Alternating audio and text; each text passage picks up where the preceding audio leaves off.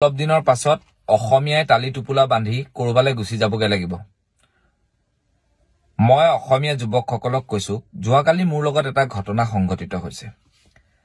আজি দুদিন ধৰি গুৱাহাটীত ভিন্ন সমস্যা আপোনালোকে দেখিব পাইছে, যোৰহাট হওক গুৱাহাটী হওক। কালি এজন মানুহে মোলৈ খেদা মাৰি আহিল, মোৰ দেউতাৰ বয়সৰ এজন মানুহ। মোৰ ভুলটো ক'ত মই কৈ আছো, আৰু আৰক্ষী এজন লোকে মোক কি কলে মই গোটেই কথাখিনি কৈছো শুনক। আচৰিত লাগে, আজিকালি জীয়াই থাকিবৰ কাৰণে সমাজত বৰ কষ্ট হৈছে। মই ভাবিছো যে লাভ চাগে একো নহব। এগৰাকী এখন মাছৰ বজাৰ আছে গণেশগুৰিত, এই সাই বাবা মন্দিৰৰ ওচৰতে, নতুনকে যিটো সাই বাবা মন্দিৰ হৈছে তাৰ সন্মুখত এখন মাছৰ বজাৰ আছে। সেই মাছৰ বজাৰখনত আমাৰ ঘৰৰ ওচৰৰ এজন মানুহে মোক ফোন কৰিলে যে ভাইটি কালি মোৰ দেৰি হল, তুমি অকণ মাছ লৈ আহিবা। সাধাৰণতে তাৰ পৰাই মাছ অনা হয়। তাৰপিছতে মই তেওঁৰ কাৰণে মাছটো লৈ পেলাই এনেকে মাছটো লৈ আছিলো। লৈ থাকোতে ছোৱালী এজনীক মানে এজন মোৰ দেউতাৰ বয়সৰ মানুহ এজনে খুব বেয়াকে মানে বেয়া শব্দ, অশ্লীল শব্দ ব্যৱহাৰ কৰি গালি পাৰি আছে। তেতিয়া মই ছোৱালীজনীক কলো, ভন্টি ৰাতি তাৰ লগতো এজন মানুহ আছিলে, তেওঁ এতিয়া হয়তো ভাষ্য সলনি কৰি দিব পাৰে নাজানো, এইবিলাক ৰাতি ৰাতিৰ ভিতৰত হৈ যায়। তাৰপিছত মই কলো, ভন্টি তুমি এটা কাম কৰা, তুমি গুচি যোৱা, যিটো মদত খাই আছে ৰাতি, আজি আৰু পৰিৱেশ ফাক পোৱা গম পাইছে, চাৰিওফালে মদ মদ মদ এনেকুৱা হৈ আছে।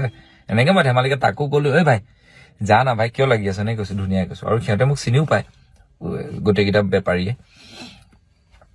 তাৰপিছত এনেকে কওঁতে ছোৱালীজনীয়ে অলপ দেৰি পিছত আকৌ আহিলে। মই কৈছো, প্লিজ ভন্টি মোৰ ৰিকুৱেষ্টটো মানা।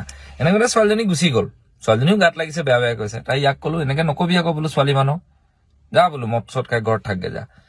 গ'ল। তাৰ মই এনেকে পইচাটো দিব লৈছো বাইদেউ গৰাকীক মাছ কিনা। মোৰ পৰা মানে অকমান আঁতৰত গৈ পেলাই মানে মোক বহুত বেয়া শব্দ কেইটামান কৈছে, মানে তেনেকে এনেকে কৈছে। মানে ভিডিঅ'টো চাই আছে যদি শ্বেয়াৰ কৰি দিব। 3টা বজাত আমি গণেশগুৰি আজি লগ পাম এতিয়া অলপ সময়ৰ পিছত দিছপুৰ থানাৰ সন্মুখত। তাৰপিছত বুলি কলে, মই বোলো কি হল তোৰ বুলি কলো, কেলে বকি আছো বোলো, যাগে যা বোলো, ঘৰত যাগে যা, এনেকে কলো। এনেকে কৈছো আৰু সেইটোৱেই মোৰ টিউন। সি অলপ দেৰি পিছত দৌৰি আহি ইমান এডাল মানে সিহঁতে য'ত যিখন তাৰ মাছৰ দোকান মানে দেই, এতিয়া তাত মাছৰ দোকান নাই বুলি কৈছে দোকানীখিনিয়ে, মানে বচাই দিব বিচাৰিছে, পুতেক নে কি হয় মানুহজনী। তাৰ মই মাৰিডাল লৈ মানে মোক মাৰ। মই তাক এটা কথাই কৈছো যে তই মোৰ দেউতাৰ বয়সৰ মানুহ, সেইকাৰণে মই তোৰ ওপৰত হাত তোলা নাই বুলি কলে ৰৈ আছো। তাৰপিছত সি সিফালে গৈ পেলাই আকৌ এডাল আনিব লৈছে। তাৰপিছত কেইটামানে একদম তাক দেখিলে আৰু ওচৰৰ মানুহ, ঐ তই বকুণ্ঠ তাক এনেকে কৈছে বোলে, তাক ঠেলিয়াই গতিয়াই নিলে। তাৰপিছত যেতিয়া মই পুলিচক ফোন কৰিলো, সি লাহেকে দৌৰি পলাল পুলিচক ফোন কৰাৰ পিছত। তাৰ মই OC ছাৰক প্ৰথম ফোন কৰিলো, ভাস্কৰ মল্ল ছাৰক। তেওঁ কৈছে, বকুণ্ঠ মই পঠাই আছো, 1 মিনিট ৰখা তুমি। আৰু জানেই ফাকুৱা দিনত পুলিচ বহুত ব্যস্ত হৈ থাকে, য'ত ত'ত মাৰপিট কিবা কিবি হৈয়ে আছে, পুলিচ দৌৰি আছে। তাৰ অলপ দেৰি পিছত লস্কৰ ছাৰে ফোন কৰিলে, তাৰে ক্ৰাইমৰ OC। এনেকে 3জন OC আছে। খুব ধুনীয়াকে মোক কৈছে, বকুণ্ঠ টেনচন নল'ব। তাৰপিছত মোৰ এজন ভাইটিও আছিলে SI, তেওঁকো ফোন কৰিলো।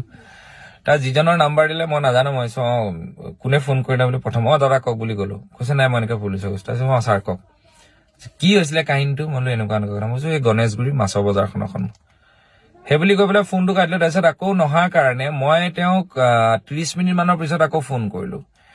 OC 2জনে মোক ফোন কৰি আছে দেই, খবৰ লৈ আছে যে বকুণ্ঠ পাই আছেগে, তুমি অকমান আঁতৰি থাকা। তাৰপিছতে মই এনেকে মানে ফোনটো কৰিলো। মই কলো আপুনি অকমান সোনকালে আহক। তাৰপিছতে কৈছে মই গৈ আছো বোলে। আৰু তাৰপিছতে মোক কলে যে মানে মই তেওঁক মানে কলো আৰু যে আমিও পুলিচ পৰিয়ালৰ মানুহ, চাওকচোন এনেকে কথাৰ মাজত এনেকে কলো। আৰু এনেকুৱা হলে বোলো সাধাৰণ মানুহ কেনেকে জীয়াই থাকিব। আৰু তেওঁলোকে মোক জানেও, কাৰণ আমাৰ SB ওচৰতে দেখিয়ে থাকে মোক, আমাৰ সেয়া ওলোৱা সোমোৱাবিলাক। তাৰপিছতে তেওঁ মোক এটা প্ৰশ্ন কৰিছে প্ৰথম, হেৰি এইটো কি কয়, আপোনাৰ হেৰি কি ৰেংকৰ। মই কৈছো হয় আৰু ৰেংকৰ, এনেকে বোলো চাব ইন্সপেক্টৰ এনেকে কলো। গ'ল। তাৰ বোলো আহিছে। তাৰপিছত গৈ পেলাই তেওঁলোক সাই বাবা মন্দিৰ 6 মাইল পালেগে। তাৰপিছত 6 মাইলৰ পৰা মই কলো যে আহিছে নে ছাৰ। কৈছে 6 মাইল পালো, আপুনি এনেকে কৰিলে। মই কৈছো মই কেতিয়াও কোৱা নাই, মই মাছ বজাৰ গণেশগুৰি, মই কি কাৰণে কম, মই বাৰে বাৰে কৈছো 2টা সাই বাবা মন্দিৰ আছে, গণেশগুৰি সাই বাবা মন্দিৰ আছে। তাৰপিছতে তেওঁক মই কলো আপুনি, তাৰপিছত তেওঁলোক, মই ইফালে অলপ আঁতৰি থাকিলোগে, মই কাকো লগৰ লোৱা মতা নাই তেতিয়ালৈকে, মই কোনো ভিডিঅ' চিডিঅ' দিয়া নাই। তাৰপিছত মই অকমান গৈ আঁতৰত ৰলোগে, আঁতৰত ৰলোগে। আঁতৰত ৰৈ পেলাই মই তেওঁ ফোন কৰিলে মোক অকমান আঁতৰত ৰৈ আছো মোক কৈছে আপুনি ক'ত গ'লগে বা কিবা কিবি অপেন চপেন লৈ আহিব পাৰে হেৰি কৰিব পাৰে আকৌ সেইকাৰণে মই অকমান আঁতৰি আছো বৰ্তমান সময়ত কাৰণ মদাহী মানে মাৰ মাৰি দিয়াৰ পিছততো আৰু একো নাই তেওঁ মোক এটা প্ৰশ্ন কৰিছে আৰু মই এইটো কথা সৎ সাহসেৰে কৈছো মোৰ গাত বিপ্লৱীৰ তেজ আছে মোৰ গাত স্বাভিমান মই মূৰ তল কৰি জীয়াই থকা মানুহ নহয় মই কাৰো তলুৱা চেলেকি জীয়াই থকা মানুহ নহয় মোৰ জীৱনত তেনেকুৱা নাই মই অসমীয়া হয় আৰু মই মৃত্যুক ভয় নকৰা এজন মানুহ হয় মই সদায় দুৰ্নীতিৰ বিৰুদ্ধে বেয়াৰ বিৰুদ্ধে মাত মাতি আহিছো সেইকাৰণে মোৰ মই মৃত্যুক ভয় নকৰা এজন মানুহ হয় মই সদায় দুৰ্নীতিৰ বিৰুদ্ধে বেয়াৰ বিৰুদ্ধে মাত মাতি আহিছো সেইকাৰণে মোৰ বহুত শত্ৰু হ'ব পাৰে আজি এইকেইটা কথা কওঁতে সেই লগৰ পুলিচজনৰ অফিচাৰ কিজনে হয়তো মোক বেয়া পাব পাৰে কিন্তু এইটো সঁচা কথা তেওঁ মোক কৈছে আলফা নেকি দিবলৈ তেওঁ কৈছে কি আলফা নেকি বুলি কৈছে হা কি আলফা নেকি তাৰপিছতে তেওঁ মোক কৈছে হেৰি এই আলফাহে বোলে এনেকে ৱেপন চপেন লৈ বোলে হেৰি লৈ কি আলফাই লৈ আহে নেকি বেলেগে নলয় এই মাৰিডালক কি বুলি কয় সেইডালটো মৰণাস্ত্ৰই হ'ল কাৰণ সেইডালে মাৰি দিলে নমৰিব নেকি তেওঁ মোক এনেকে সুধিছে ঠিক আছে সেইখিনিও সহ্য কৰিছো মানে আচৰিত ধৰণৰ কিছুমান কুৱেশ্যন সুধি দিয়ে আমি আৰু এইবিলাক কথা কোৱাৰ কাৰণে কোনোবা পুলিচে মোক বেয়া পাব পাৰে কিন্তু এইটো সঁচা কথা দেই আজি দুদিন আগত মই যিজন মৰিগাঁও আৰক্ষী বিষয়াক নিলম্বন কৰিছে তেওঁ হৈ মই মাত মাতিছো আজি কেইদিনমানৰ আগত এগৰাকী আৰক্ষী মংগলদৈত অপব্যৱহাৰ কৰিছিলে কোনোবা মানুহে এই আৰক্ষীৰ হৈ মই মাত মাতিছো মই মাত মাতো চাগে তাৰ পিছত এজন পুলিচে এনেকুৱা ধৰণৰ কথা কোৱাটো এজন অফিচাৰ ৰেংকৰ মানুহে কিমান গ্ৰহণযোগ্যতা আছে লাজ পাব লাগে তাৰপিছত আহি ৰখিলে মানুহজন ক'ত গ'ল মই বোলো মোক মাৰিবলৈ লৈ মই ইফালে গৈছো ক'ত থাকিব বাৰু কওকচোন আপুনি তাৰপিছত তেওঁ একো কাকো সোধা মেলা নাই আপুনি এফআইআৰ এখন দি দিয়ক মই চাই ল'ম এইটো হৈছে ৰিয়েল চিটুৱেশ্যন বেয়া লাগে মই সেই মানুহগৰাকীক অফিচাৰজনকো কৈছো আপুনি যেতিয়া ড্ৰেছযোৰ পিন্ধি নাথাকি কৰবাত যেতিয়া আপোনাৰ এনেকুৱা এটা সমস্যাৰ সন্মুখীন হ'ব এজন অসমীয়া হিচাপে আপোনাক কোনোবা বেংগলী বা মিয়াই আপোনাক মাৰিবলৈ আহিব